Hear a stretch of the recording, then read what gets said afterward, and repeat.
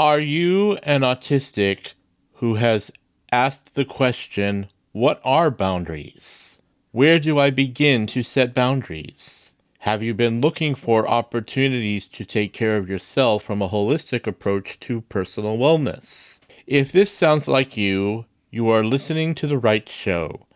In segments 2, 3, and 4, Carole Jean-Whittington and I will talk with Michelle Markman about self-care, boundaries, and holistic wellness, only on Today's Autistic Moment.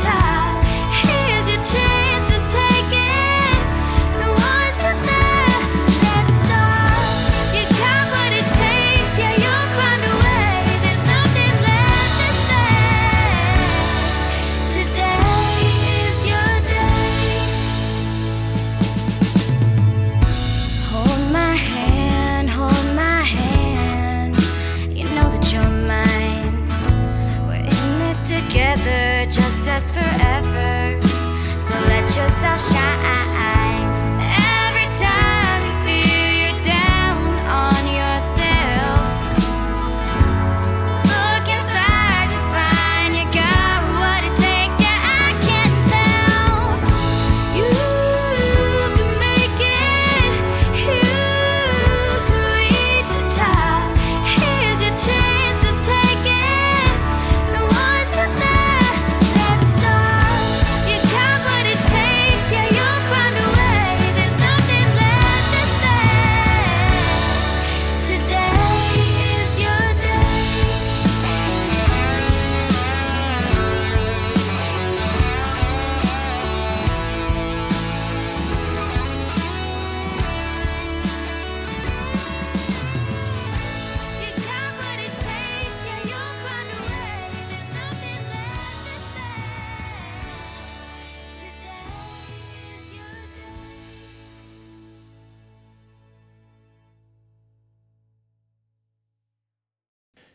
Today is your day on Today's Autistic Moment, a podcast for autistic adults by an autistic adult, where autistic adults get to be yourselves in a space that is safe and made especially for you.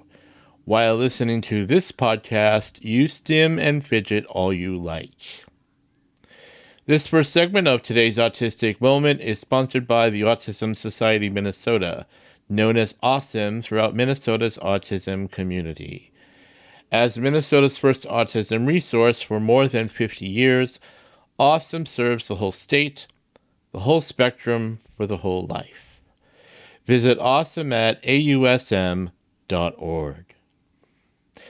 Please visit todaysautisticmoment.com, where you can listen to more than 100 shows, get transcripts, program updates, and read the guest bios pages. You can also visit the Adult Autism Resources links page. Please visit the Future Shows page to read the titles, guests, and descriptions of all the shows in 2025. The transcripts are sponsored by Minnesota Independence College and Community. There is a link provided to get access to a document form of the transcript without the purple-colored background so that you can print it without using up the ink on your printer.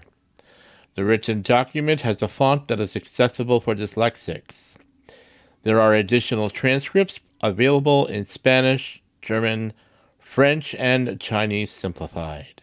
Please follow Today's Autistic Moment on Facebook, Instagram, LinkedIn, and Blue Sky. If you follow Today's Autistic Moment on Instagram, please follow us on Threads. Join today's Autistic Moment community group page on Facebook for conversations and updates. Please subscribe to the YouTube channel at Today's Autistic Moment to watch Autistic Voices roundtable discussions. Lastly, I am still planning shows for the fall. I want to work on shows about housing, the BIPOC autistic communities, and I am open to other suggestions. I have created a new guest intake form that you can find on todaysautisticmoment.com on the Be My Guest page. Fill out a form and send me your information. Please remember that I am autistic myself, and if it takes a while for me to reply, it is because I am doing my own self-care. Your interest and patience are appreciated. After the first commercial break, Carole Jean-Whittington and I will talk with Michelle Markman about self-care, boundaries, and holistic wellness.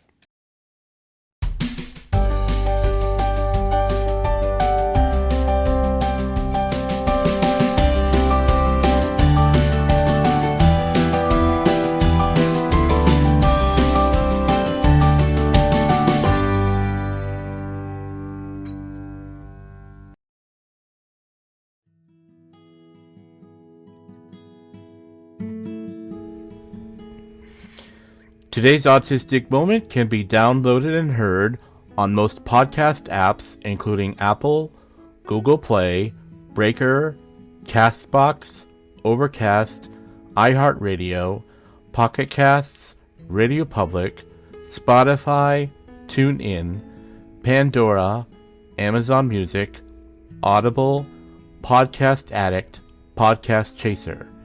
If you are looking for the transcripts, go to todaysautisticmoment.com, click on the episode you want to listen to, and follow the directions to find the transcripts. Thank you for listening to today's Autistic Moment.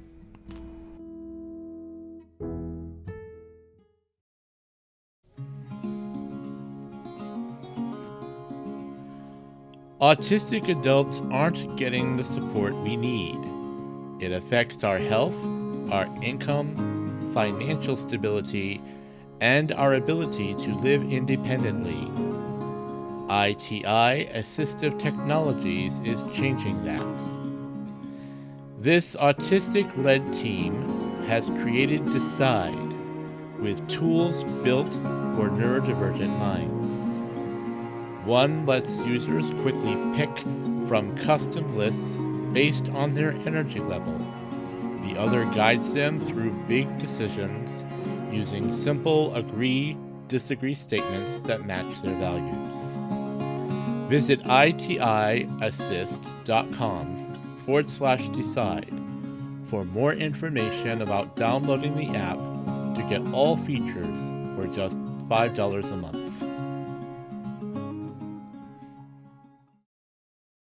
MICC provides transformative education and training for autistic and neurodivergent adults to live independently, work purposefully, and thrive in community. With hands-on learning and caring guidance, MICC participants accomplish things they never imagined, from daily living tasks like taking public transportation or managing finances, to building and sustaining a career and lifelong friendships. Learn more about our inclusive community in Richfield, Minnesota at micc.org.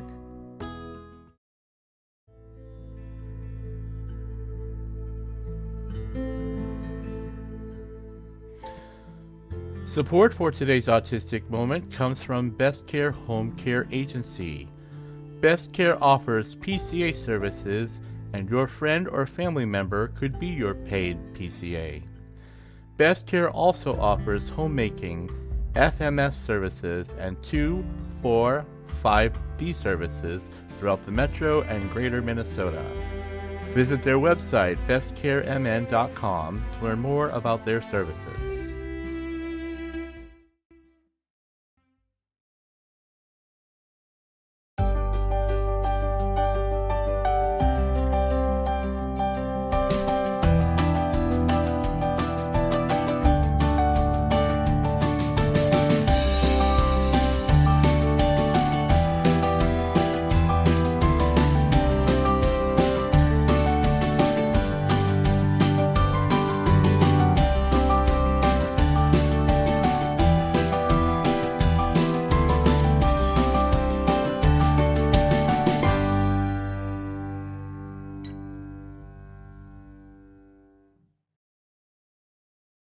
Michelle Markman, welcome back to today's Autistic Moment. I'm always grateful when you take time to talk with us, and so now you're here with me and Carole Jean, so welcome.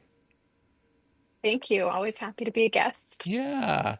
Carole Jean, there you are. How are we today? Oh, doing great. I love getting to see Michelle. It's been way too long, Michelle, so I'm excited about our conversation today. Yeah. Me too.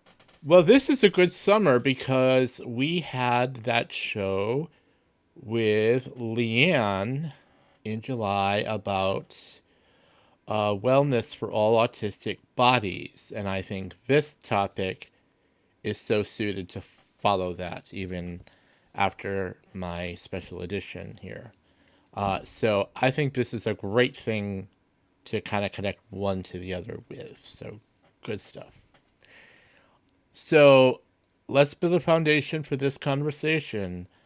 What does this topic of self care with boundaries and holistic wellness mean for autistic adults as we are multidimensional? Go ahead. I think it's quite complex and layered. There's a lot that goes into self-care. I mean, it's very multifaceted. Mm, It involves our nutrition, our exercise, our emotional well-being, the relationships that we have, the boundaries that we have in those relationships, our mental health, and how we speak to ourselves, how we treat and think about ourselves, and how we speak to ourselves as well, and how much empathy and patience we give to not only others, but also to ourselves. yeah.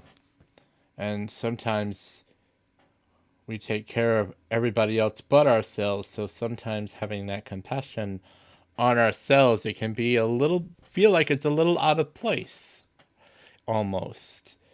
Yes. We're looking out for ourselves, especially this year, in light of the hardness of what's happening around autistic adults and everybody else.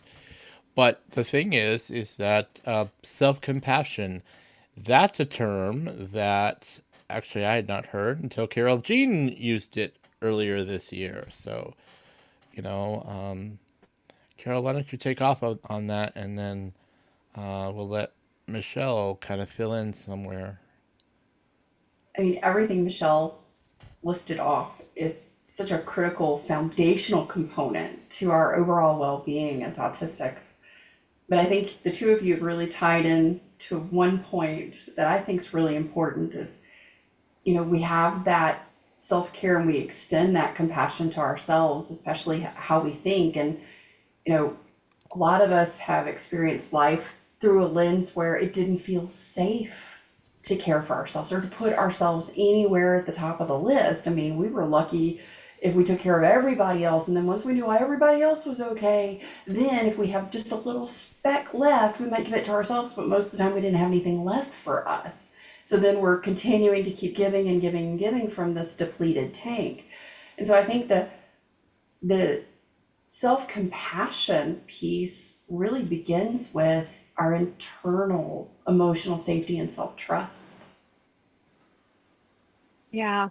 Yeah, and the nervous system too, how well our nervous system is regulated, and that all comes back to how safe we feel, how much we feel like we can trust ourselves, and how much compassion we've really cultivated for our own selves. Because, like you're saying, Carol, Jean, everything we spend our whole lives taking care of other people. And it's not until we do the work that we realize, oh, wow, I have to take care of myself before I can really take care of other people.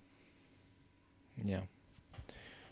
And you spoke of exercise and that sort of thing earlier, and you and I have one very real commonality in that we both live with chronic pain and what that can be like for setting boundaries for ourselves and also for setting boundaries with others, but also, you know, for what you're talking about, what some people don't understand, I feel, is that, you know, living with pain, any kind of pain, really does change your life. It really changes how you move. It changes how you want to move. I'm not going to tell you that. It can change, you know, what kind of movements you feel like you can make because there's a pain somewhere. And the thing is, if you're like me, like I have my chronic back pain, and I know Michelle, you do as well from our previous discussions, that there's always that back pain, and then there's usually another little pain here, another little pain there, and you're trying to work your entire sensory self around the pain, around what your sensory is going through in a day. And I think we need to say very carefully that pain can really change your sensory threshold as to what you can take in and what you can put out. And feel free to talk more about this, Michelle, but some days you plan a whole bunch of things out and your pain can so easily change your schedule, you know? And so that's where the self care is so very important. Michelle, can you talk more about that, please? Yeah, absolutely. So I used to have really debilitating chronic pain, and I used to find that it very much impacted my day-to-day functioning and everything in my life. And in the last 3 years, I have changed everything in my life, how I take care of myself, the relationships that I have, the way that I eat, the way that I exercise. I've started seeing a functional medicine doctor and really just flipping how I care for myself upside down on its head. So I've made huge gains in my pain management um, through doing this functional medicine protocols that I've been doing, which is largely diet. Um, and then also, I take a specific medication that is for systemic inflammation, and it's been really helpful. But I know previously, before I was doing that, I was absolutely debilitated by the pain. I couldn't really function because I felt like I couldn't have a rich life with pain. So there was a time that I had to process through accepting that pain was part of my life and that, yes, I could be in pain and yes, I could still have a full and rich life. So I went through that process and I was able to accept being in pain. And for a while, I lived with pain and I did really manage things around the pain. I used to take really strong opioid medication to manage my pain for a long time, and it just wasn't sustainable. So I got off the medication and then did have pain for quite a while until really recently when I started doing all these self-care protocols and changing my diet and everything. And now the pain that I have is so much less that I find that it almost really doesn't impact my ability to do things. If anything, it's more energy that impacts my ability to do things. So I've started being more conscious of when I have a high energy or a low energy day. Um, and that's really more impactful than pain at this point is really just how's my energy? Yeah. That's Yeah. such a powerful question, Michelle, and that's one that, I for myself ask because I'm co-occurring health conditions and I did something very similar to you, went through everything and changed all of it, especially when I learned that I have MCAS. So that made such a huge difference. And then, of course, I'm 51 and last year perimenopause showed up and all of the pain things that I had completely like gotten control of and it was no longer present in my life. All of a sudden, the inflammation in different ways from hormonal changes and how that impacts co-occurring health conditions for me as a woman, autistic woman, started to show up again. And so I had to really like, okay, I'm going to hit pause for just a sec. And the biggest thing that I do, and I so relate to what you just said around energy, is I check in with myself more regularly. And one of the things that we were talking about in this small group that I'm in just this week was the thing that I'm really focused on right now is alignment, harmony. Not that everything is balanced or equal, but that I'm with intention looking at my day and going equal amounts of harmonized activity and work with rest and restoration and just pleasure and finding those moments, Yes. but pausing to check in with myself and go, hey, what do I need? And this week, I knew that I needed a day of rest. And I was like, I know that if I try and do anything today, it's going to be a complete mess. I'm going to have to redo it tomorrow. So I'm just not going to, and I'm okay. And I don't have that shame storm anymore that used to come with those types of days.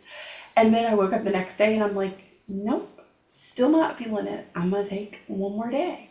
And it was interesting because when I woke up the third morning, I'm like, I'm good. Now I can tackle the things. And I did, but then I also said, okay, throughout the day, kept checking in with, is there something that I need in this moment? Do I need a pause? Am I good to go for a little bit more? And that just really being able to like recognize those things was so huge because I had spent decades, and I don't know if you two like relate to this, I think you will, but I powered through the pain and had Yeah. pushed myself to my limit and maxed out my energy. I was living in a state of chronic burnout without knowing it. And so I had no reference point to know what it even felt like to not be in pain and exhausted. What are y'all's thoughts on any of that, or how does it tie in for you? Mm. Well, my experience is a little different than both of yours. Mine was, you know, the thing that really changed my pain experience was aquatic therapy. That did absolute marvels for me.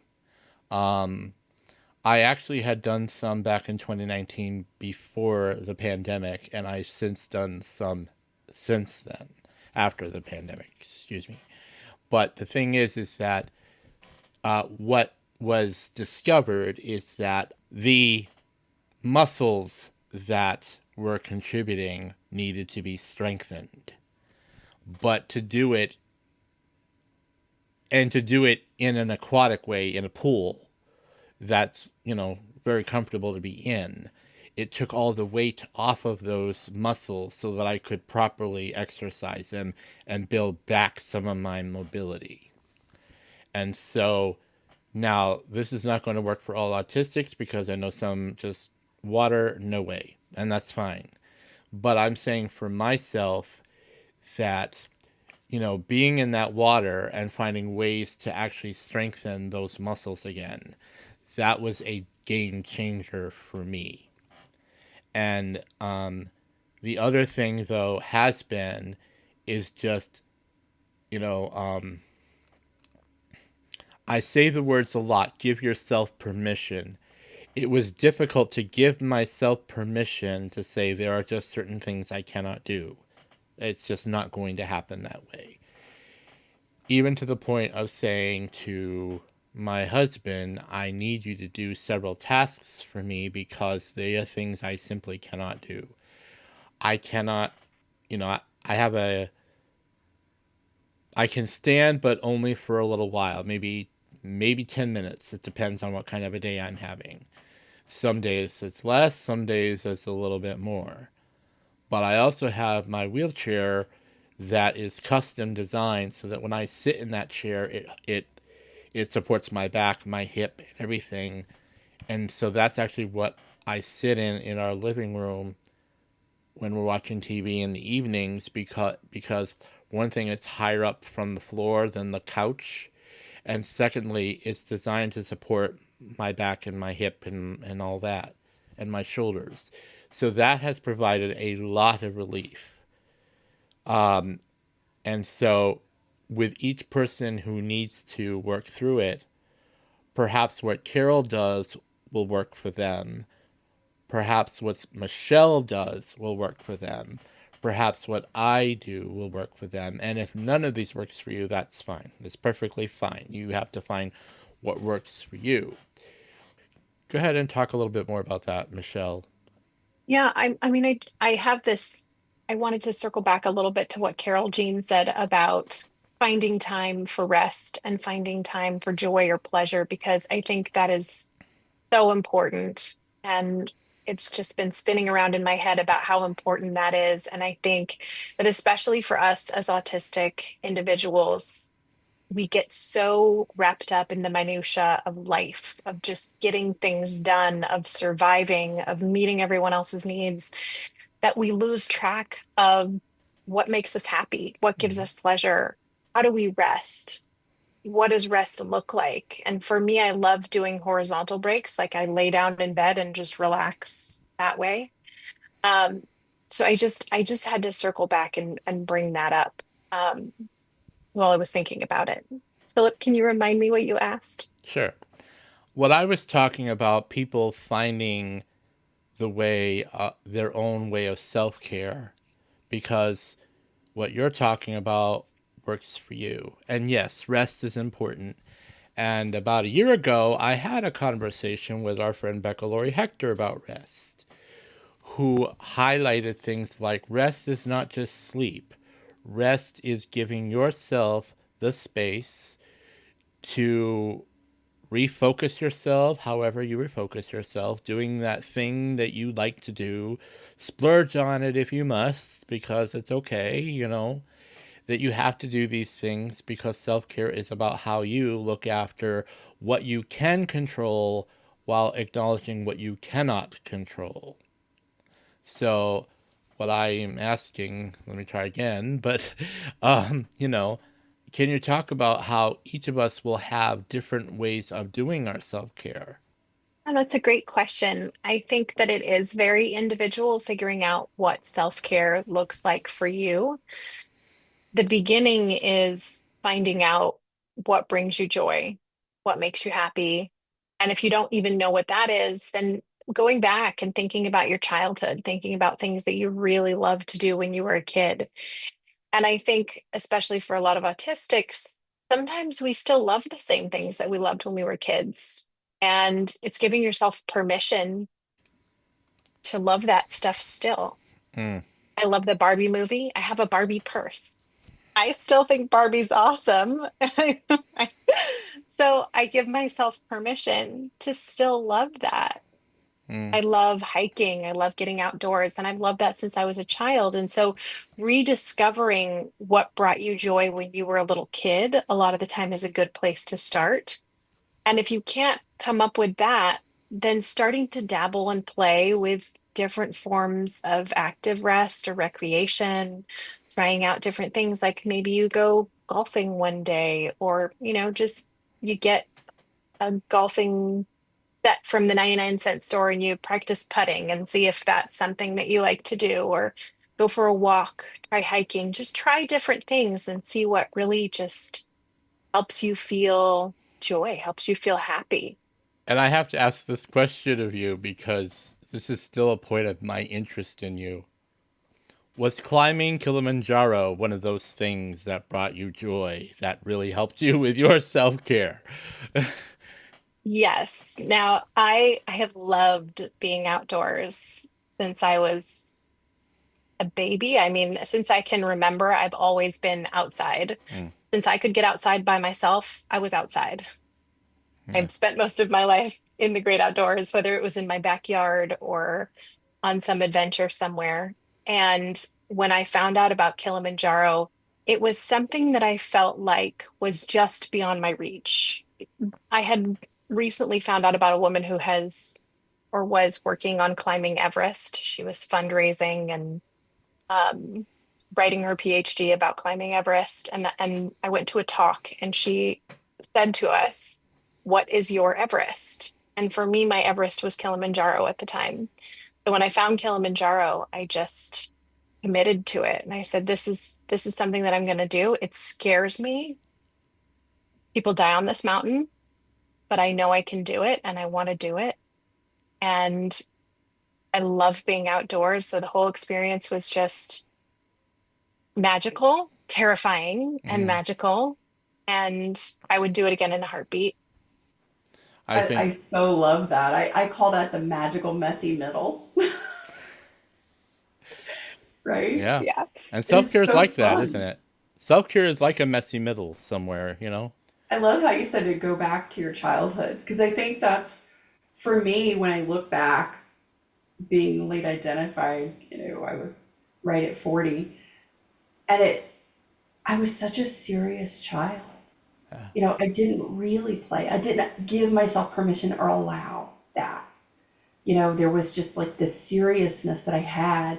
And so for me, yes, some of those things I found were my joy that I went back to. Like, my husband and I went and bought swings like last year because we both loved to swing growing up. And I was like, I want to swing. We've got these great trees and I've got a hammock. So I love to get out in the hammock. And I'm like you, I'm an outdoor girl.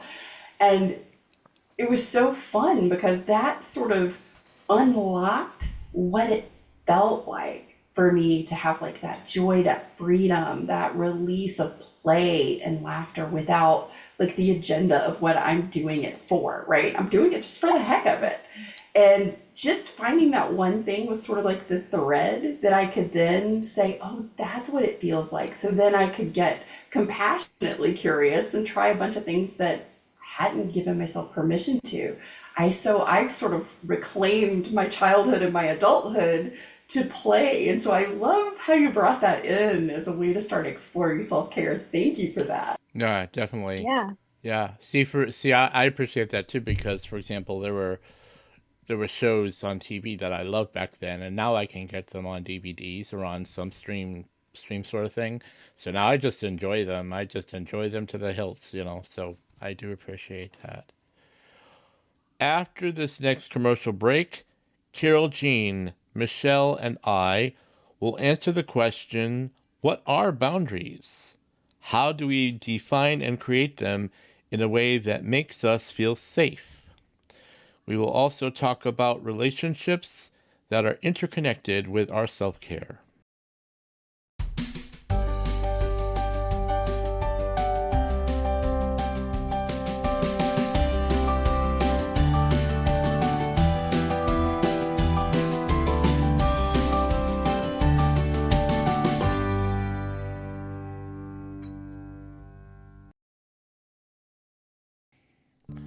Are you looking for a space where you don't have to explain your autism to be seen, heard, or understood?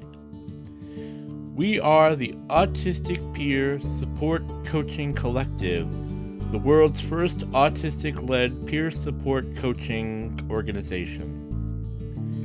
In a world that pathologizes our differences, isolates us, and pushes toxic individualism, APSCC offers something radical: community, connection, and care. Our coaches are all autistic adults, trained professionals, supporting our fellow autistics with tools for advocacy, regulation, and everyday thriving.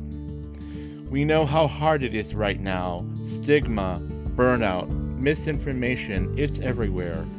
But you don't have to face it alone. Peer support is not just helpful, it's necessary. Community is not a luxury, it's how we survive. Showing up in our full autistic selves with our stims, our sensitivities, and our joy is an act of resistance. In a world that tells us to hide or disappear, we choose to be visible together. You'll find one-on-one coaching, free support groups, educational workshops, and more, all rooted in the neurodiversity paradigm, built by autistics for autistics. Come be part of something real. Visit autisticcoaches.com. Hello, autism community. My name is Lisa Morgan. I'm an autistic adult too, and I know firsthand what it feels like to be unintentionally harmed by well-meaning professionals when reaching out for help. My passion is to help autistic people find and use their own unique strengths to help themselves. Are you rule-based, a literal thinker, have a focused interest? Let's figure out together how to use the strengths of autism to find solutions. I offer life coaching for autistic adults and individualized workshops for professionals. To find out more, go to autismcrisissupport.com. An autistic listener recently wrote to tell me that today's Autistic Moments conversations and guests offer them the strength to hold on during these difficult times. If you are autistic or the caregiver of an autistic person, there is no greater assistance you can give right now than supporting the podcast that is looking out for them.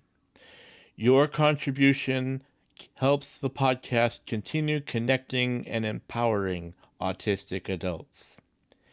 Here are some ways that you can support today's autistic moment. Make a one-time donation through the coffee icon, that's ko-fi icon, when you tap on Support Today's Autistic Moment on todaysautisticmoment.com. Subscribe monthly via Patreon. Purchase items at Today's Autistic Moments logo shop. Share today's autistic moment with your family, friends, coworkers, and others through social media and or by telling others about us. Donations are not tax deductible, but help keep today's autistic moment as a safe space. Thank you for supporting today's autistic moment.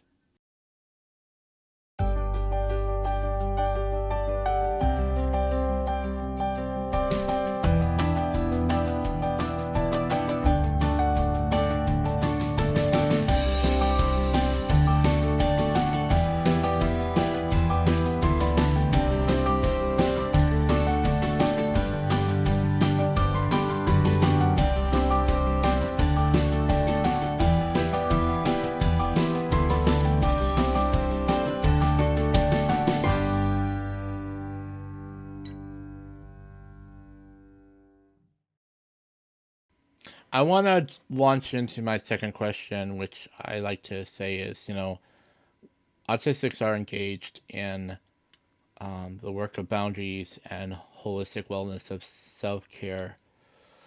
Um, this year has been so very challenging for autistics because of the political and social climates right now, and in particular the LGBTQI plus communities. And I don't see it letting up anytime soon. But the thing is that when we are under this kind of stresses, you know, it's all the more important that we engage in this work of self-care.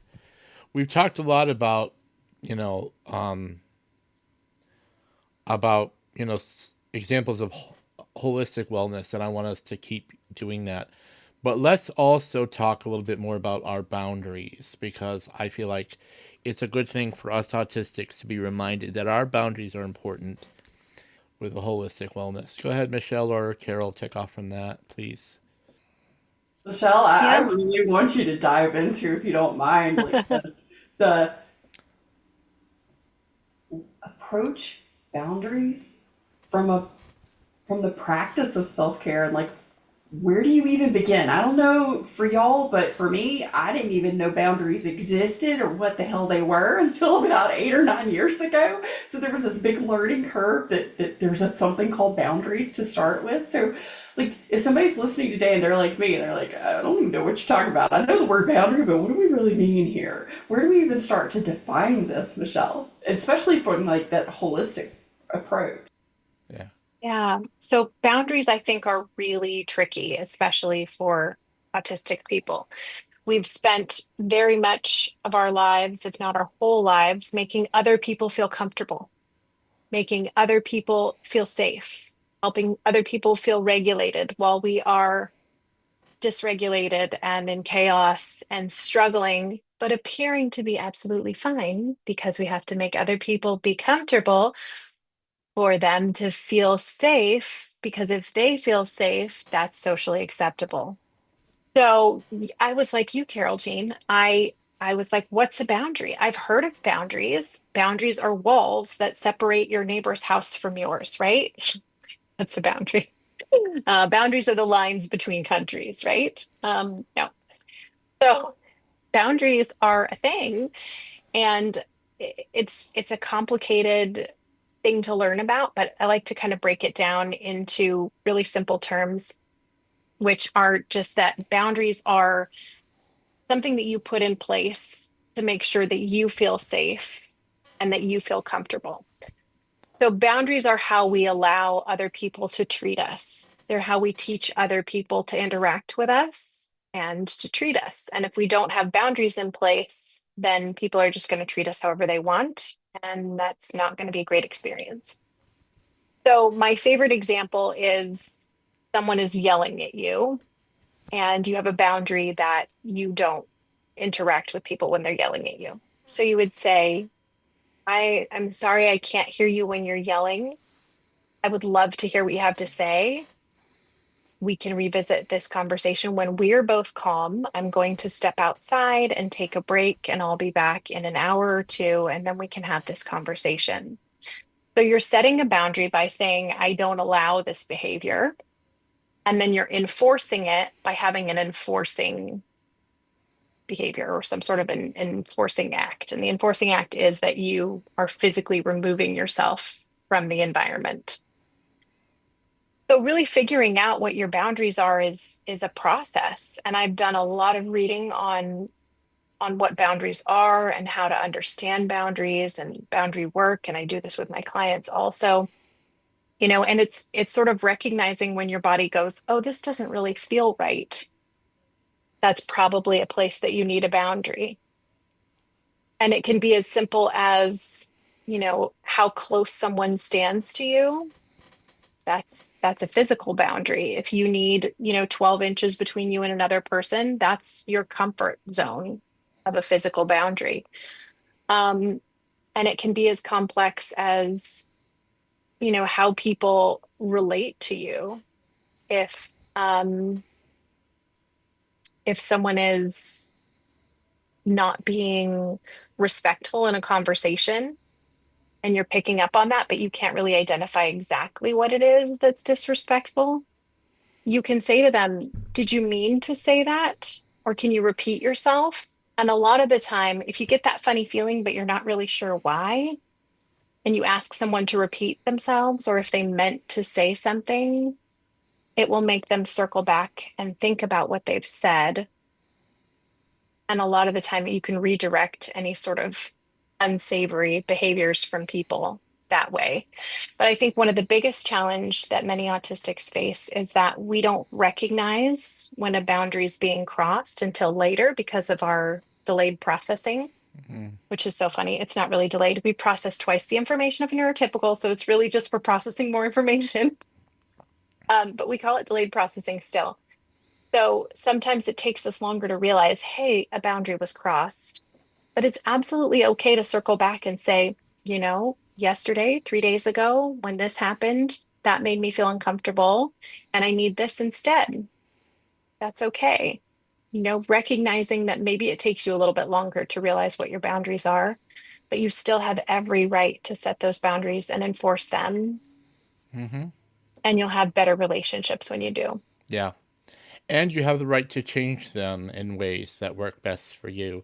The other thing Yes. that, yeah, and the other thing, there's two phrases that one of my previous guests gave that is good, is remembering that a boundary is a line that you determine, basically, a boundary is a line that you cannot cross, and that you or someone else cannot cross for you unless you give them permission to.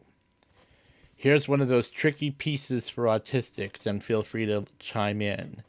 We often give away our boundaries, our limitations, without really actually giving permission, and that unfortunately gets received by the other person as it's my way. I can step past this boundary line because they may have engaged us in a way that we don't realize that that's what we're surrendering. But the thing is that we do have the right to give our boundaries and redesign them as we wish. For example, I am somebody that I do not like when somebody just extends a hand as soon as I've met them. Because I don't know how they're going to shake my hand. I don't know whether my skin and their skin are going to meet and be satisfied. Okay. I have issues with shaking the hand of someone whose hands feel like sandpaper. Okay. And I also have an issue with someone who shakes my hand and squeezes away. Okay. Because my mood might just be, no, that's not something I want them to do. So one of my boundaries is before someone puts forward the gesture, I want them to first ask me, may I shake your hand? Because if they extend the hand first, that makes me feel like I'm obligated now. Like I kind of have to. But I've also been training myself to say, if you don't want to, you don't have to, you know? And the same thing, there are some people who are just huggers. And believe me, I spend a lot of my time as a hugger, and that's okay. But I've even learned to say to some people, please don't make the gesture of offering a hug unless you've asked me first. Because and if you do that, I may say yes and I may say no. And the thing is that I do that in part for myself, but I also do that thinking about the number of autistic youth who made the mistake of misunderstanding a gesture, a gift, or a gesture, and took that to mean a desire for something more intimate and discovered how wrong they were. How many of our autistic youth are now forever listed as a sex offender because they misunderstood a gesture because nobody told them what that gesture was, or whether what was socially appropriate or inappropriate.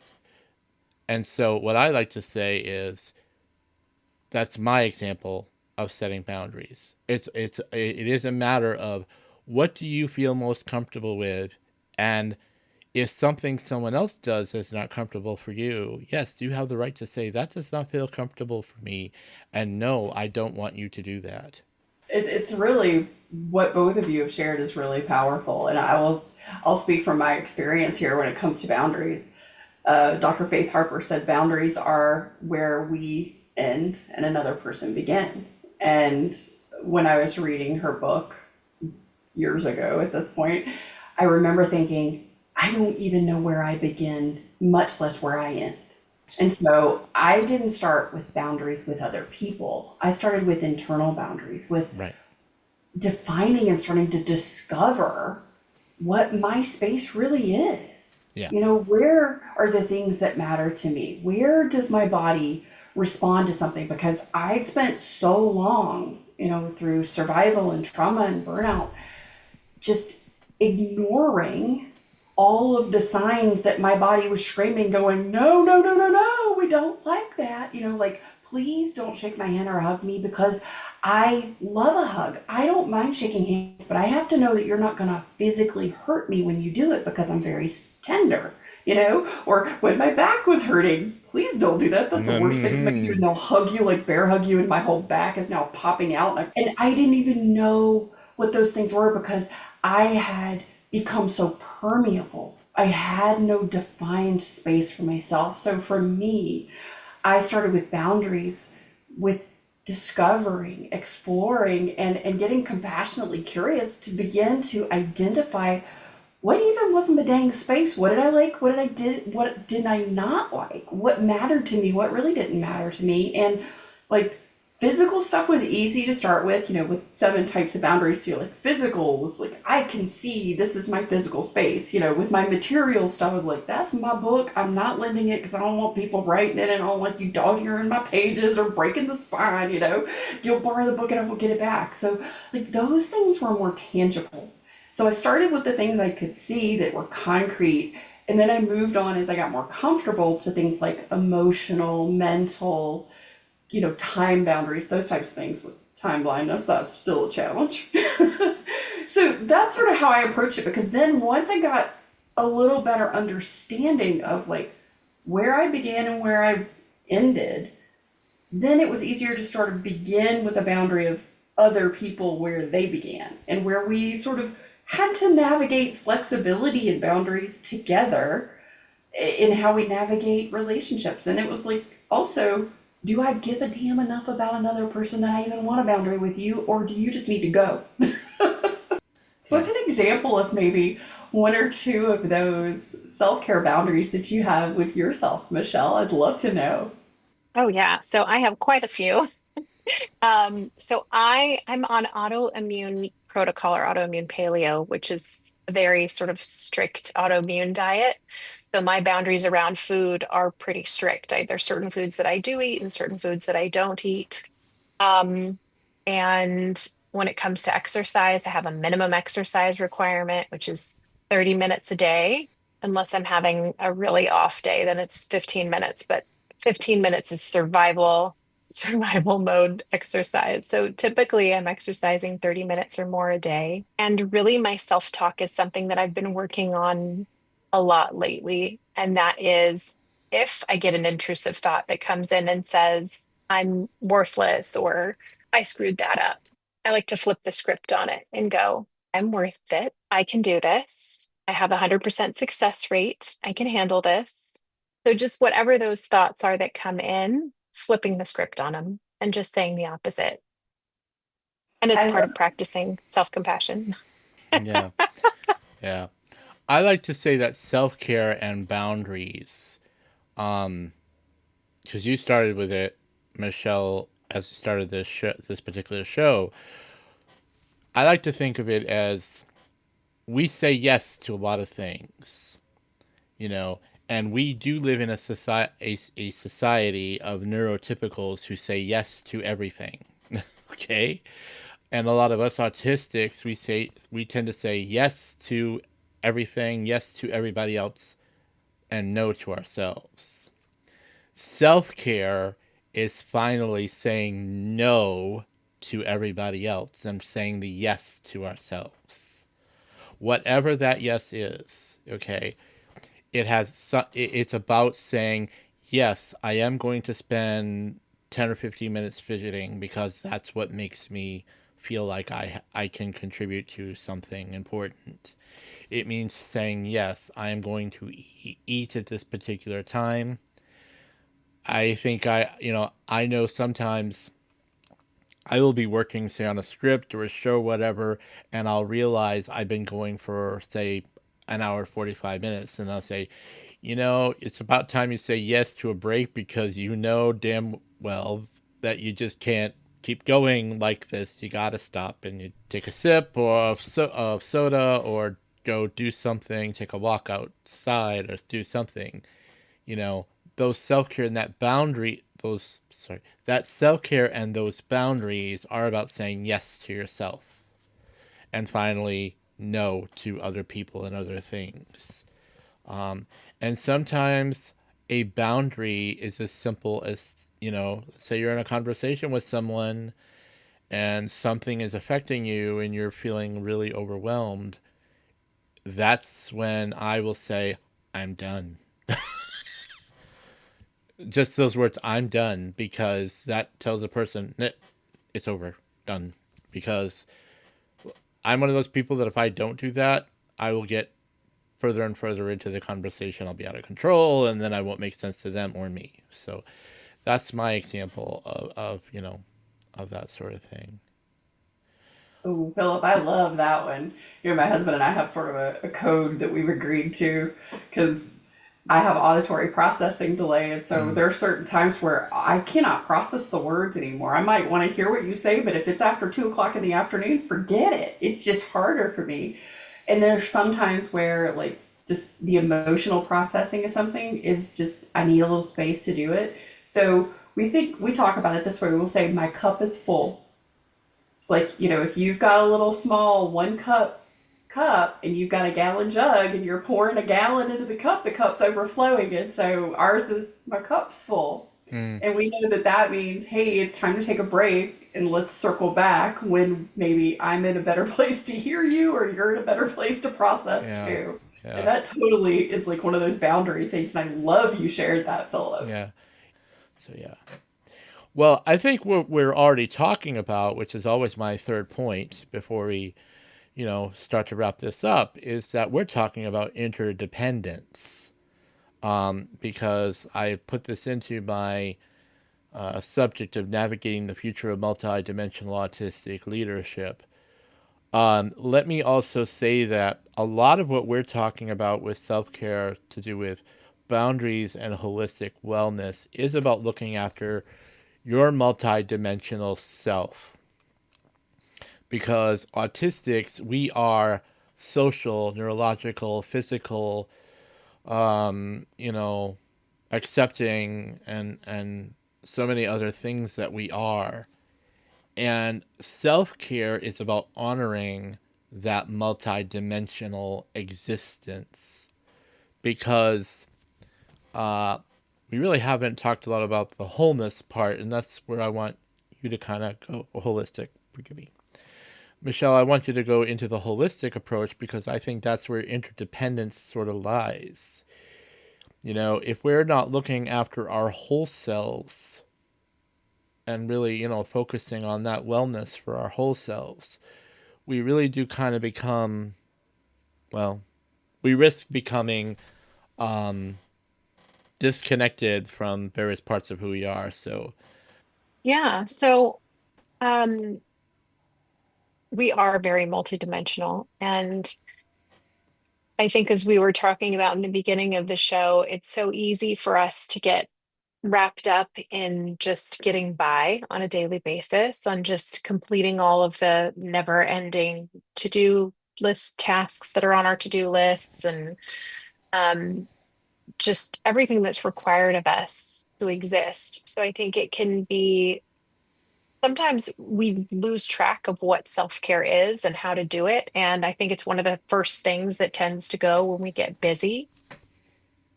So really having in place strong boundaries with yourself, like we were talking about earlier, around what your sort of bare minimum requirements are for your self-care.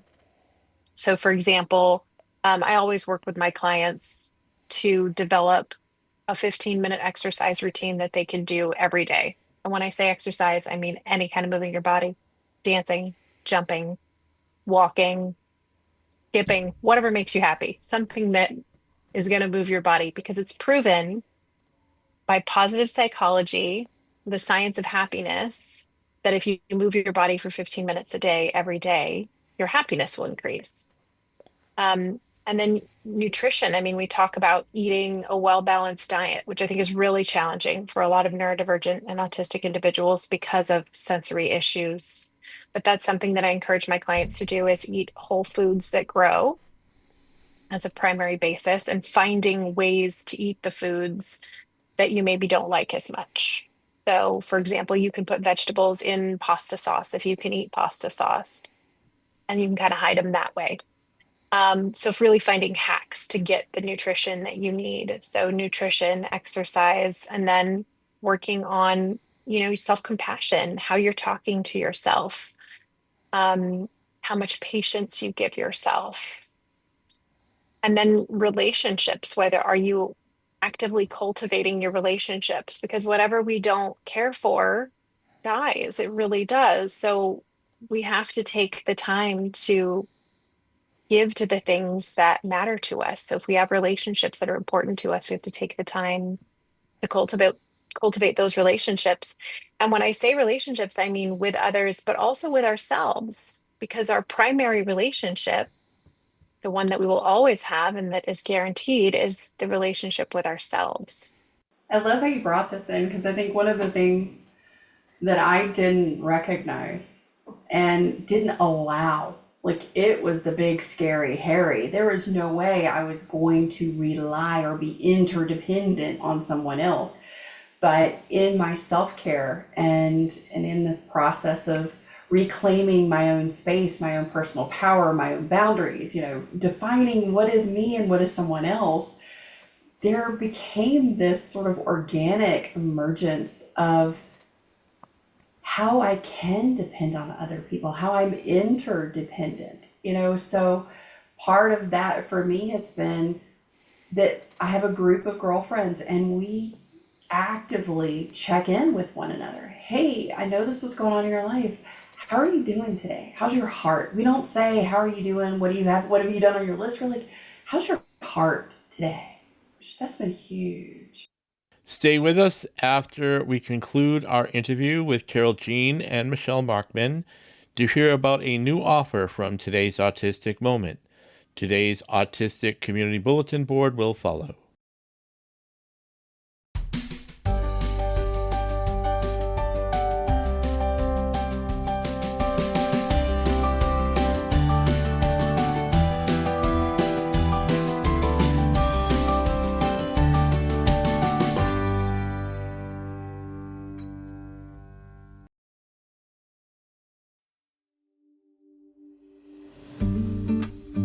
life managing you, or are you managing your life?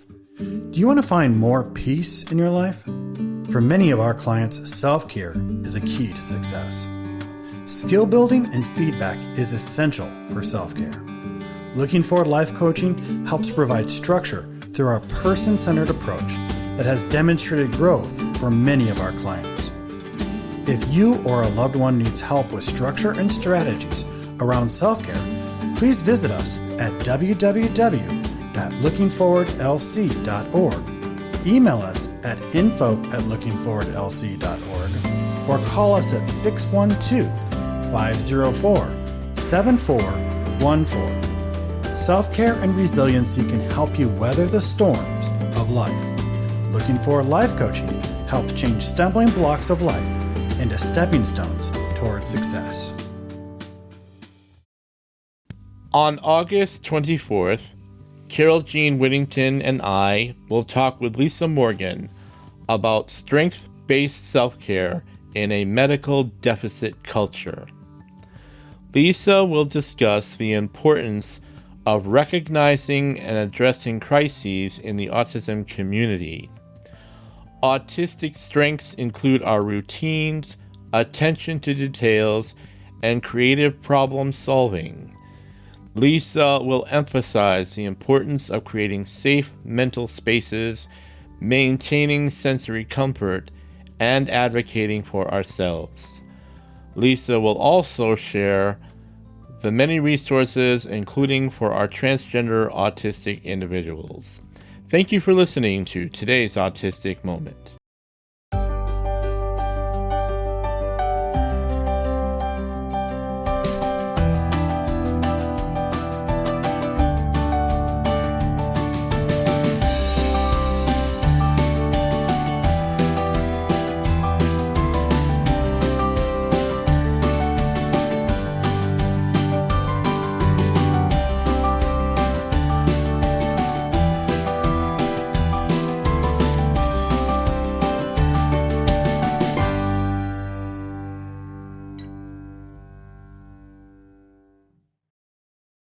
You know, the more we do take care of ourselves and the more we give ourselves those permissions, our relationship with the world around us can be. At the end of June, I had a fantastic show with Jack Spain where we talked about autistic non-binary leadership. And what we spent time talking about is he said that binary thinking tends to be either or, whereas non-binary thinking is both and.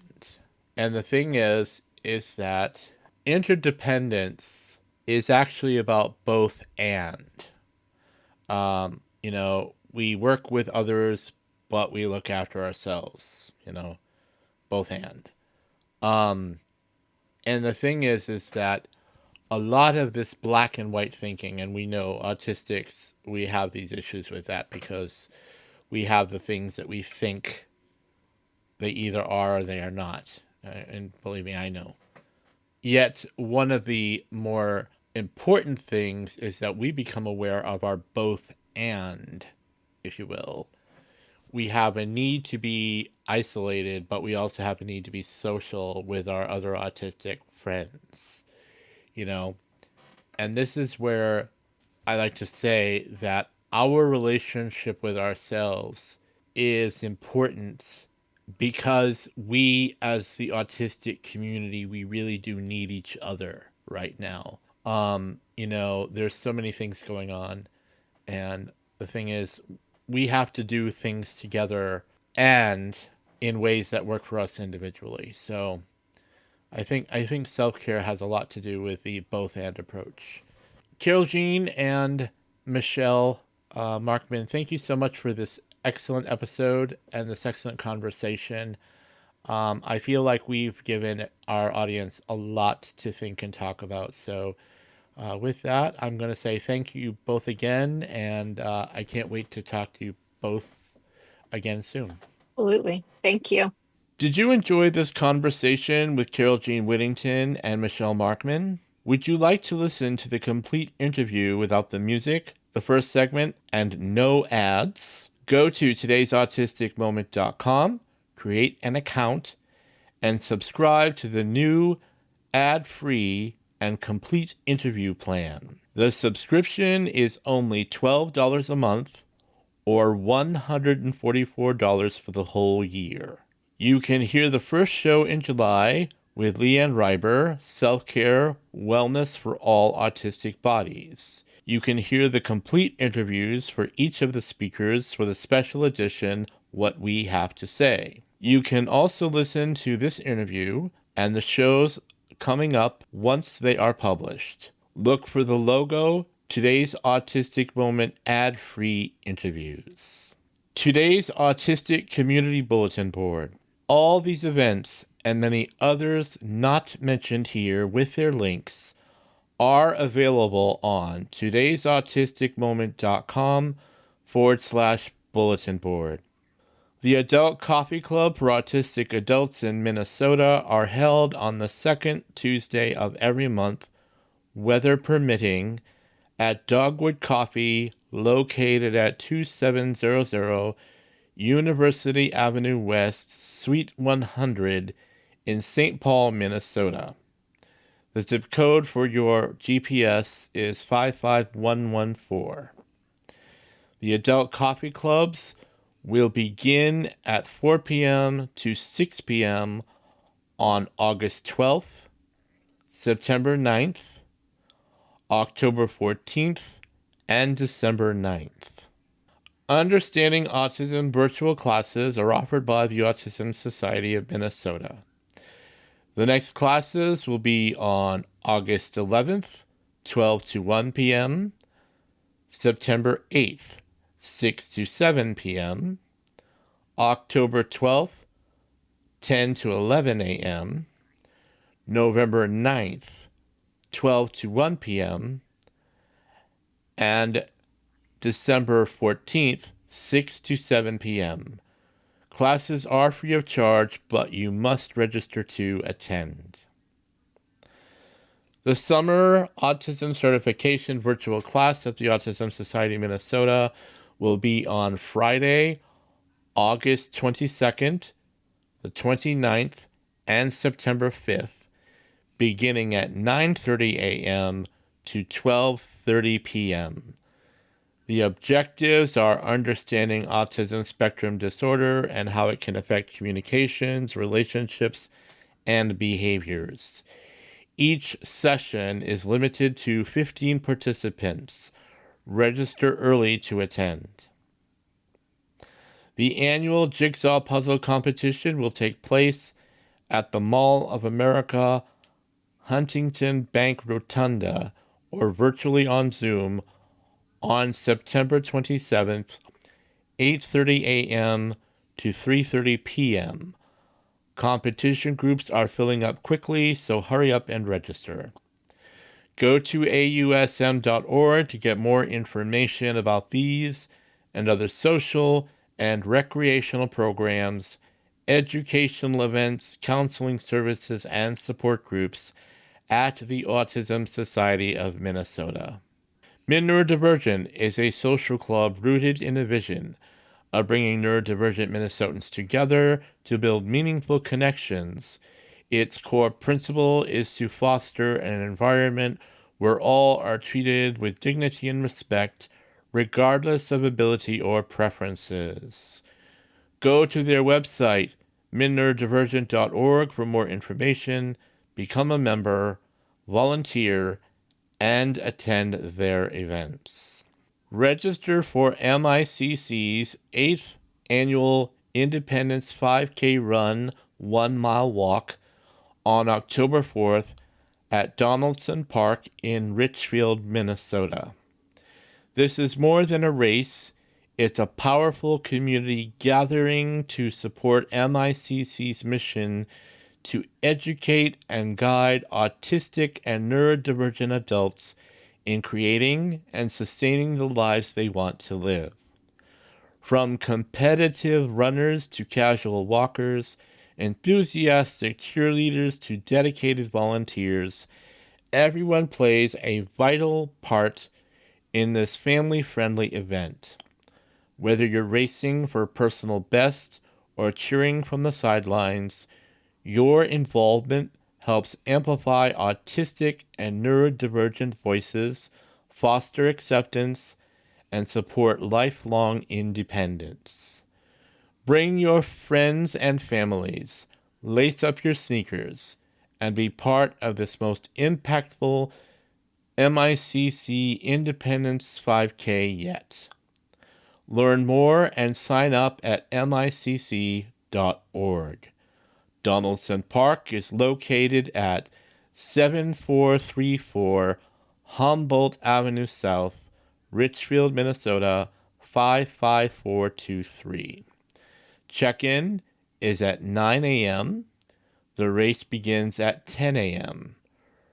Early registration is $30 now through September 5th. Regular registration is $40 September 6th through October 2nd. Registration on October 4th is $45. Today's Autistic Moment is here because of the generosity of supporters and sponsors. Go to todaysautisticmoment.com and select Support Today's Autistic Moment to donate.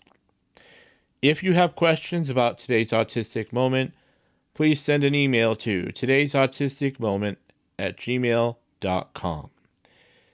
Thank you for listening to Today's Autistic Moment, a podcast for autistic adults by an autistic adult. May you have an autistically amazing day. All of the guests meet with me on Zoom to record the interviews. The interview transcripts are provided by Otter. The podcast is prepared and edited on WavePad Masters Edition by NCH Software. The podcast is published by Spotify for Podcasters.